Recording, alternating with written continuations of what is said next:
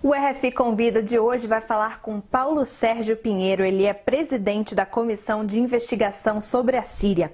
Paulo, o conflito sírio sempre foi muito complicado, com muitos atores defendendo suas próprias agendas, e isso sem contar com o governo autoritário, a ameaça do terrorismo.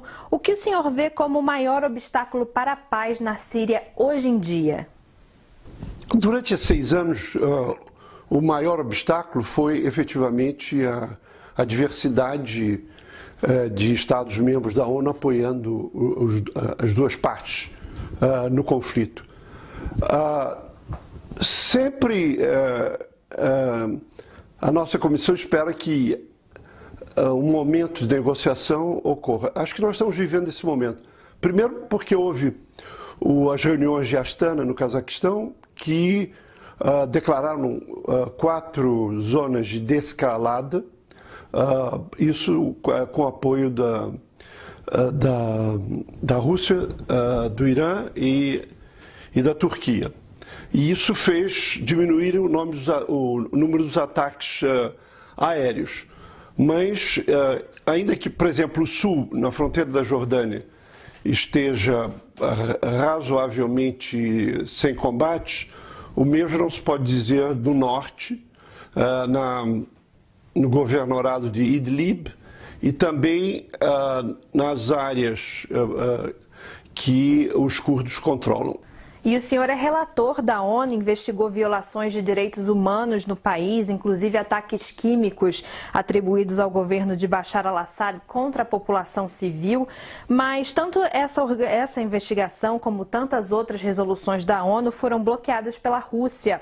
Como o senhor vê o papel desse país no conflito e pode haver paz sem a Rússia? Eu acho um pouco problemático por toda a responsabilidade da continuidade desse conflito na Federação Russa. Evidentemente que houve vetos por parte da Rússia e da China, mas eles não são os campeões de veto no Conselho de Segurança. Outros membros permanentes fizeram muito maior número de vetos.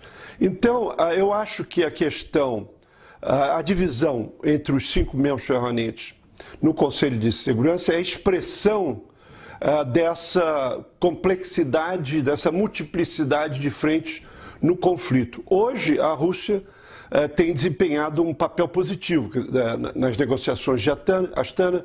Agora mesmo, que vai haver a reunião em Sochi, na Rússia, e no horizonte disso, uma nova fase de negociações em Genebra. Eu acho que a responsabilidade pela continuidade dessa guerra e o desprezo total pela proteção da população civil é uma joint venture de muitos Estados-membros da ONU. Pensando agora no futuro do país, depois de 7 anos de guerra, a Síria está em ruínas e os custos para reconstruir serão elevadíssimos. Mas mais do que isso, há também o difícil processo de reconciliação nacional. O senhor acha que isso é possível com Bashar no poder? Olha, eu acho que temos que ir por partes. Primeiro, é preciso que efetivamente cessem os combates. Depois, a questão os termos da negociação propriamente ditos.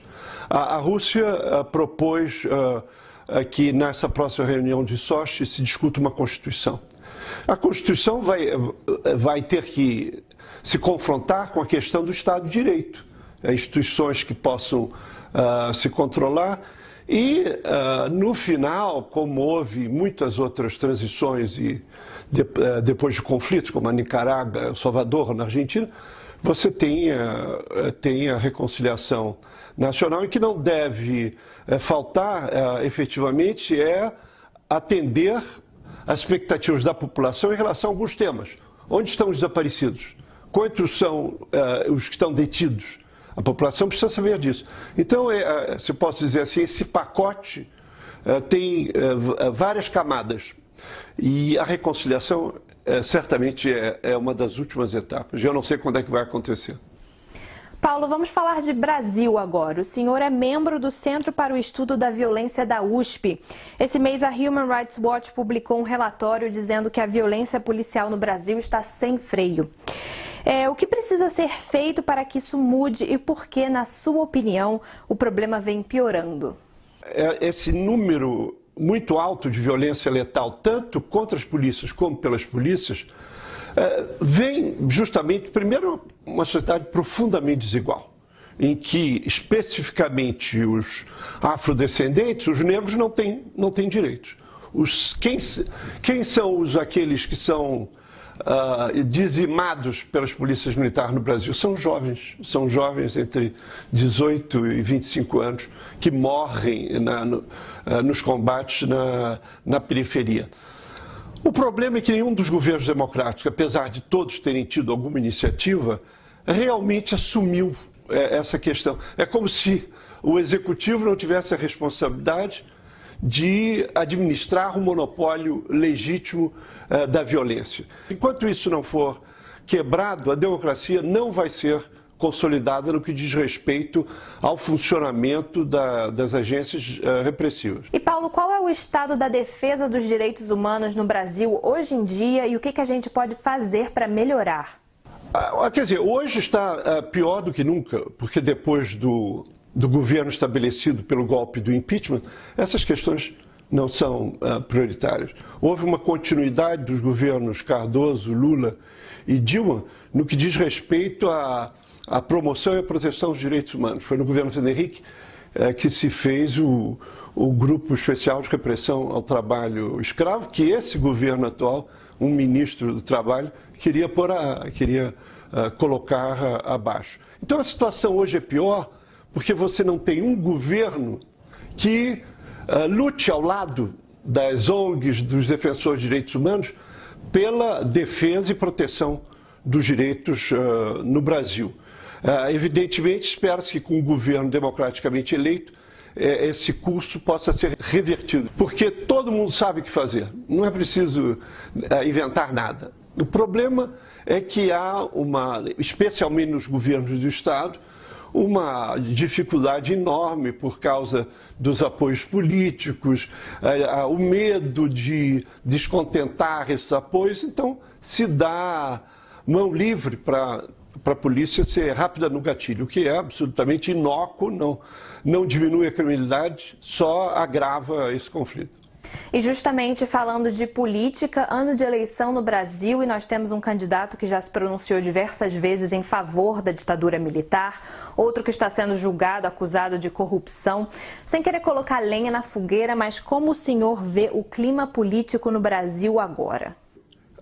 O clima não podia ser pior. Ontem, por exemplo, no New York Times houve um editorial justamente dizendo, mais ou menos, o título é uma entrada num processo quase suicida da nossa democracia. O candidato da extrema-direita, ele praticamente tem os mesmos votos do que os que apoiaram a monarquia no plebiscito pelo presidencialismo, parlamentarismo ou monarquia, quer dizer, sei lá, os 10%, 13% que votaram nos palhaços que são pretendentes ao trono, se equivale. E, evidentemente, essa candidatura muito vocal, ela vai se esvair quando tiver que enfrentar os desafios concretos da economia, da política internacional. E, evidentemente, se esse quadro eleitoral se configurar sem a presença do ex-presidente Lula, certamente o futuro presidente não terá legitimidade para governar. Então, é um problema que é percebido não só aqui na França, como no mundo todo, como uma situação extremamente preocupante para a democracia brasileira. Nós pensávamos, quer dizer, a minha geração pensava que depois do retorno à democracia em 1985, ao governo civil, a democracia entrava numa velocidade de cruzeiro para ser consolidada. Nós estávamos enganados. Com o impeachment e com o atual governo, isso ficou demonstrado que a democracia não está ainda consolidada no Brasil. Muito obrigada, Paulo Sérgio Pinheiro, presidente da Comissão da ONU de Investigação sobre a Síria.